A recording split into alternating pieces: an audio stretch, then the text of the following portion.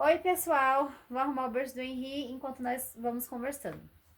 Hoje eu vou falar um pouco de como foi quando nós decidimos nos tornar pais. Fábio e eu temos 11 anos de casados.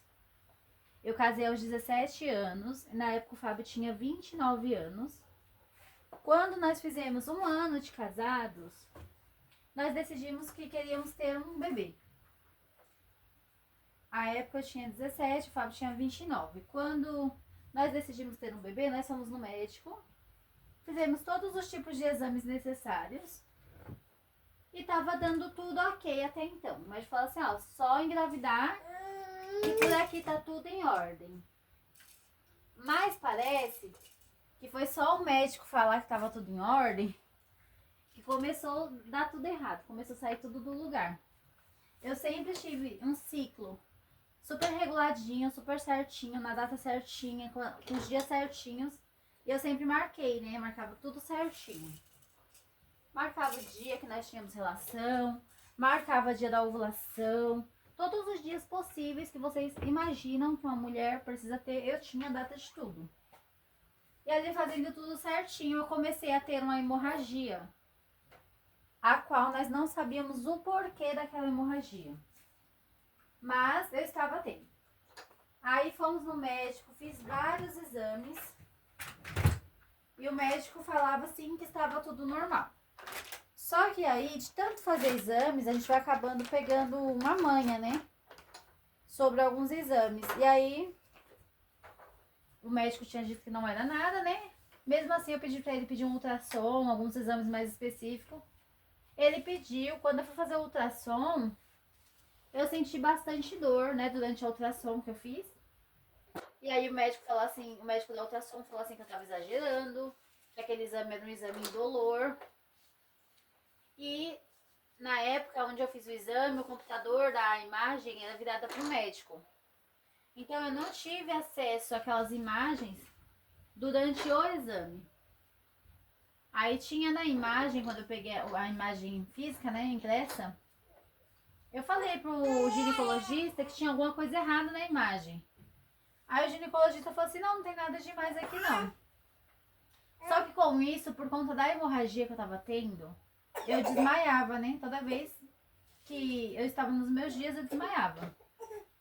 Vivia desmaiando, vivia passando mal. Aí um dia, conversando com uma das minhas cunhadas, ela me indicou a ginecologista dela, que era lá em Alphaville na época. Aí nós fomos e pagamos todos os exames particular. Fiz os exames, aí descobri que eu tinha endometriose no ovário esquerdo. E aí, retornando para o meu médico, ele falou assim que com esse quadro era impossível eu engravidar, que eu não conseguiria engravidar. E tirou as minhas esperanças. Já a médica da onde eu fui, que é da médica da minha cunhada, falou assim, vamos tentar fazer um tratamento. Aí a gente vê o que resolve. Aí fizemos o primeiro tratamento, não conseguimos engravidar.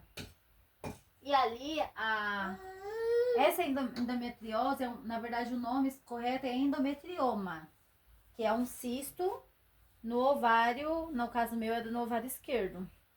E aí ela fez o tratamento, ao invés de diminuir aquele cisto, que era um foco da endometriose no ovário, aumentou. Então não diminuiu, aumentou. E ali ela foi, fez um outro tratamento e tava só aumentando aquele cisto. E ali eu comecei a passar com diversos especialistas e todos eles me falaram que seria impossível engravidar naturalmente. O Fábio também fez alguns exames, ele não tinha nada. Realmente eu não engravidava por conta dessa endometriose no ovário. E ali, de propósito em propósito, né, pedindo ao Senhor, orando.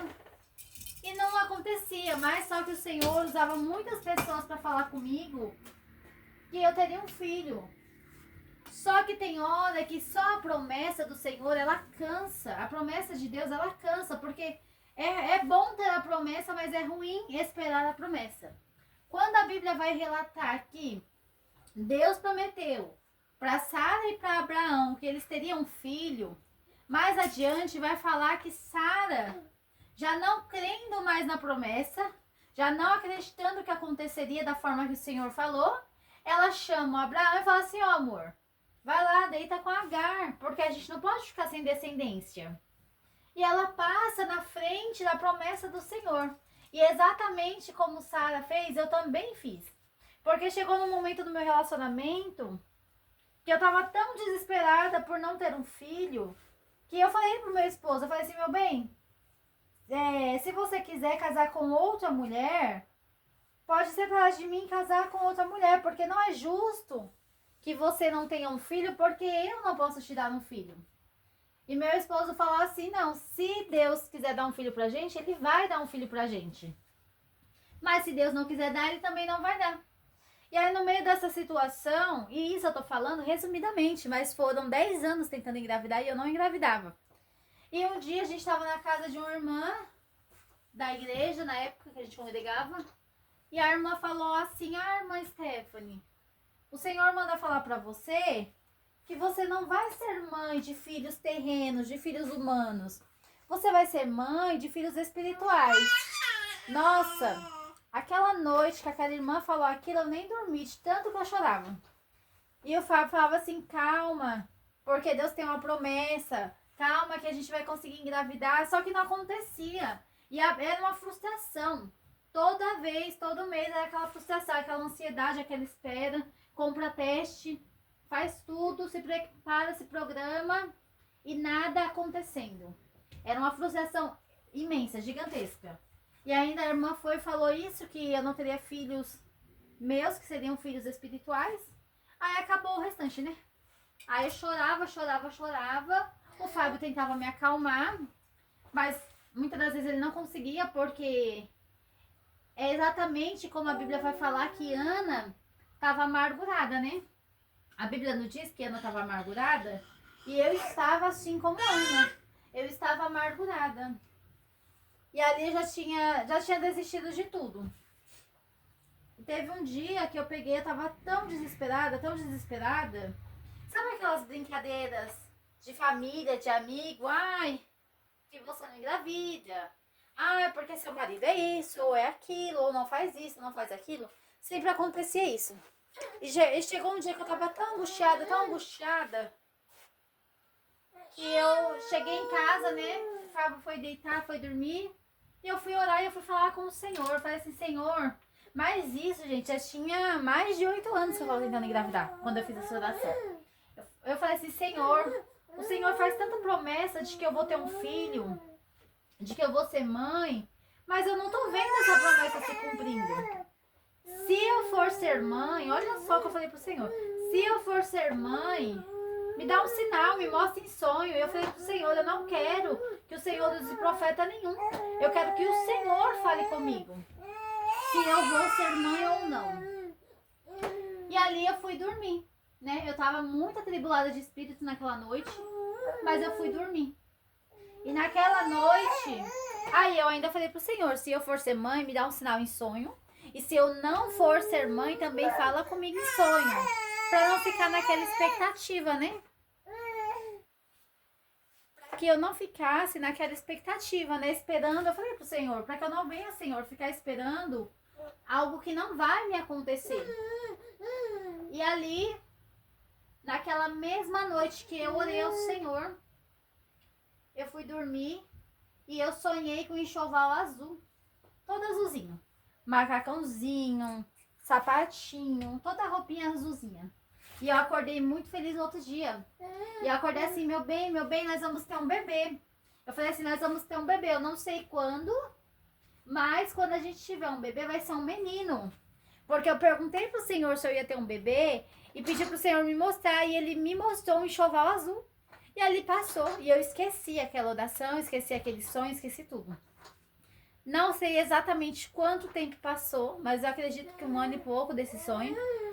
E eu engravidei. E aí nós fizemos o chá revelação e eu não lembrava da oração, não lembrava do sonho. E até no chá revelação eu falei que achava que era uma menina. E quando passou, aí o Senhor me trouxe a memória, né? Aquela oração e aquele sonho que o Senhor me revelou. E ali nós tivemos o Henri, né? Mas foram muitos os processos, foram muitos dias de choro. Nós ficamos ali 10 anos tentando engravidar, nós não conseguíamos engravidar. Gente, tudo que uma pessoa tentante pode fazer, que vocês imaginarem, eu fiz. A única coisa que eu não fiz foi tomar chá, porque eu não bebo nenhum tipo de chá, mas plantar a bananeira, fazer, ter relação no dia fértil, marcar se o corpo tá quente, se o corpo tá frio. Tudo que vocês puderem imaginar que é possível uma tentante fazer, eu fiz. E nada aconteceu.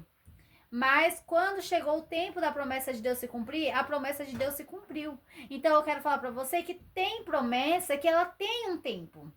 Né? E olha que eu fiz exatamente igual a Sara. Sara ofereceu outra mulher pro marido dela para ela ter uma descendência. E dali veio Ismael, que é uma descendência que até os dias de hoje briga, né, com a descendência de Isaac, briga com a descendência de Ismael por conta do erro de Sara. E como Sara fez, eu também fiz. Eu tava num ponto tão desesperada, tão desacreditada da promessa, que eu falei pro meu esposo, vai lá e casa com outra, porque não é justo você não ter filhos por causa de mim. E meu esposo, graças a Deus, ele confiou na promessa do Senhor, e eu sempre falo isso. O Fábio, ele tem uma fé mais firme do que a minha. Ele crê mais do que eu. Nos dias mais difíceis, ele ainda crê. Eu não. Eu tô tipo igual o Pedro. Tem hora que tá bem firmona, assim, na onda. Tem hora que a gente esquece que Jesus tá na nossa frente e afunda. E o Fábio é aquela pessoa que tá ali no barco, me puxando para poder acreditar na promessa do Senhor. Porque a palavra do Senhor, ela não volta vazia. Ela tem endereço certo, ela tem direção certa. E é o Senhor quem faz todas as coisas. Então, no tempo certo, a promessa vai se cumprir. Gente, também uma coisa muito importante que eu ia encerrando o vídeo, esqueci de falar, que quando foi o tempo de eu engravidar, antes de eu engravidar, a minha mãe fez um propósito na igreja. E ela falou assim que a gente fizesse uma carta para Deus, né? E colocasse naquela carta alguma coisa que a gente queria e que era impossível. E ali nós ficamos em oração na igreja, escrevi a carta e cada um tinha seu propósito, mas ninguém sabia o propósito de ninguém. Escrevi a minha carta, meu esposo escreveu a carta dele. E aí nós levamos no monte, aqui nós levamos no Monte do Sabó, lá no São Roque. E nós levamos crendo na promessa do Senhor, né? Nós levamos no monte crendo na promessa do Senhor. E subimos lá e entregamos na mão do Senhor. E quando nós descemos do monte, a gente subiu no monte, eu não lembro, acho que foi em janeiro que a gente subiu. Em fevereiro eu engravidei. Então foi bem assim uma resposta da nossa oração mesmo, né? Foi algo que a gente colocou na carta, foi algo que o Senhor abençoou, porque o Senhor preparou todas as coisas. E nós passamos vários processos ali ao longo da gravidez, do parto, do pós-parto, que conforme vou passando os dias eu vou contando pra vocês como que foi a nossa experiência. Mas aqui está a resposta da nossa oração, né? Valeu a pena subir aquele monte alto, né? Da glória. Glória a Deus. E Deus abençoou. Então, quando a gente subiu naquele monte, as pessoas puderam ver a glória de Deus se manifestando, né? Tem até um amigo nosso que leva a gente lá quando a gente vai entregar os propósitos. E a gente convidou ele para subir. Ele falou assim, eu não vou não, outro dia eu vou. E quando eu engravidei do Henrique, nós subimos novamente. E aí eu já não subi mais depois que eu engravidei, mas eu fui até o monte, mas não subi lá em cima, porque é muito alto. Aí ele falou assim, eu vou, porque Deus fez um milagre na vida da Stephanie e do Fábio, e ele vai fazer na minha. Então, o nosso milagre moveu a fé de outras pessoas. E esse ano, nós vamos voltar lá para agradecer ao Senhor pela bênção alcançada, né? Assim como Ana pediu lá, e o Senhor abençoou, e depois ela voltou e entregou Samuel lá para fazer a obra do Senhor. Nós vamos subir lá também para agradecer ao Senhor, porque a palavra do Senhor não volta vazia. Não podia deixar de falar isso daí para vocês. Tchau. Dá tchau, diga tchau.